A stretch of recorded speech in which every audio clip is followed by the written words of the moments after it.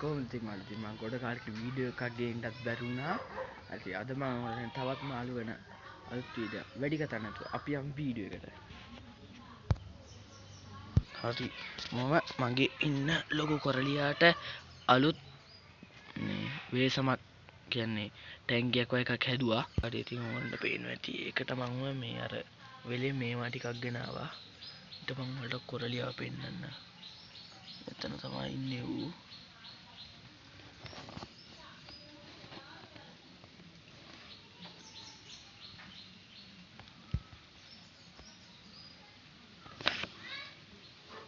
උඹලන්ට පේනවද දන්නේ නැහැ. ඔතන තමයි ඉන්නේ.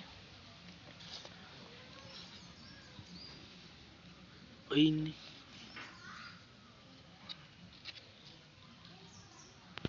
හරි ඉතින් තව මට කොරලි වගේක් හම්බුණා. ඒක නිසා තමයි මම මෙයාට මෙහෙම එකක් හැදුවේ. නැත්තම් මට එකෙම තියෙනවා මෙයාට කොටා ගන්න බෑ.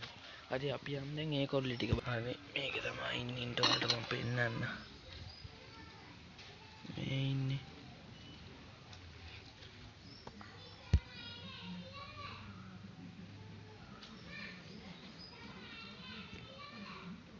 ඔය ඉන්නේ. පේන්නේ නැහැ පොඩ්ඩක් වතුර.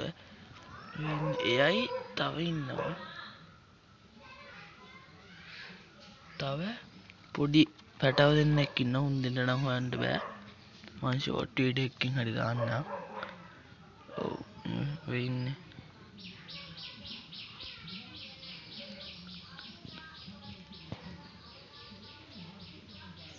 ඔය ඉන්නේ. මට යාළුවෙක් තමයි දුන්නේ. 3 දෙනෙක් ඉන්නා. හරි ඉතින් ඔය ටික තමයි අද වීඩියෝ එකෙන් මම ගෙනාවේ ඔයාලට.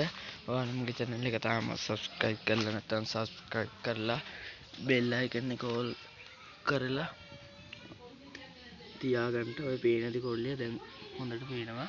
හරි ඉතින් අදට මං ගිහින් එන්නම්. ඔයාලට සුබ දවසක්.